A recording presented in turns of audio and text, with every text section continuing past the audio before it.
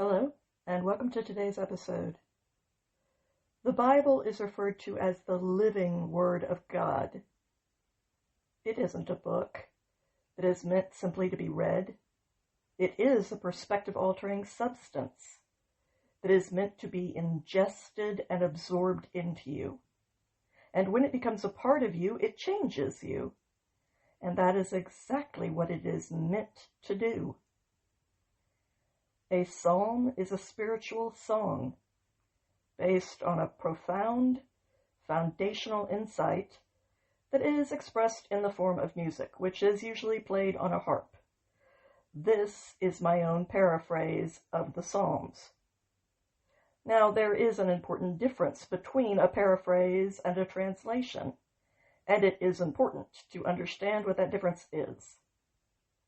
A translation takes a text word by word, and it finds the most accurate word in another language to convey the meaning of that original word. But sometimes getting the details right can come at the expense of the big picture. For example, the literal translation for a butt dial and the literal translation for a booty call could end up being exactly the same if they were both translated very literally into another language. But we all know that those are two very different ideas. A paraphrase, on the other hand, is attempting to capture the spirit of the idea that is being expressed. But both approaches come with their own disadvantages. Sometimes the most literal translation for each word, while technically accurate, loses something in its translation. For example, if you were to translate the phrase, "cat got your tongue," into another language, it would make no sense to them. Why would a cat grab your tongue? What are you even talking about? In order to convey the original idea, you would have to find out which saying is used in that other language to express the same concept. But it might not involve a cat, or even any animal at all. So the literal translation would not be a very accurate one. But in a case like the one that I just described, the idea is more important than sticking to a very literal translation that loses all of its intended meaning. However, because paraphrases are an individual's interpretation of the underlying idea, instead of a rigorous academic translation of the word, they are not as objectively accurate as a translation is. A paraphrase is a lot more subjective, and that makes it much more susceptible to interpretations that are way off the mark of the original text's intent.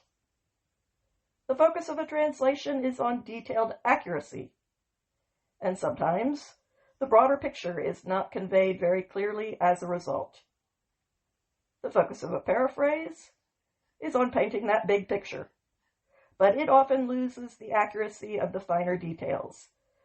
Both of these are useful as long as you understand which is which, and what the disadvantages to each approach are.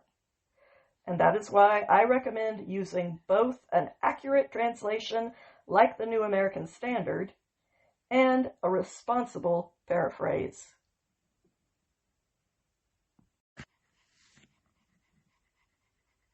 Psalm 18, Part B, verses 7 through 19. Then the ground suddenly lurched, and the earth quaked. The foundations of mighty mountains trembled like leaves in the presence of his anger. Smoke came out of his nostrils because of the severity of his wrath, and his mouth unleashed a devouring fire. Sparks blazed out of him, kindling coals of flame wherever they flew. Then he actually lowered the heavens and came down, with an abyss of thick darkness beneath his feet.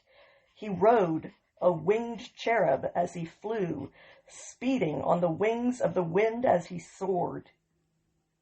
Then he concealed himself within a foreboding darkness.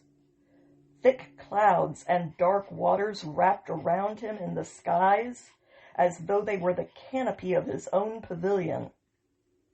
But the brightness that preceded him burst through his covering of thick clouds, spraying hailstones and blazing coals of flame. Then, out of the heavens, the Most High thundered, and the Supreme Creator made his voice heard with hail and fire. He rained down his arrows and scattered them. He hurled lightning bolts at them in masses and routed them in a terrifying confusion. Then the floor of the seas and the hidden origins of flash floods appeared in plain sight. The very foundations of the world were exposed out of the depths of the earth by your rebuke, Most High, because of the hurricane of rage that formed from your life-giving breath. Yet he reached down from his heights and caught hold of me. He fished me out of the chaotic waters.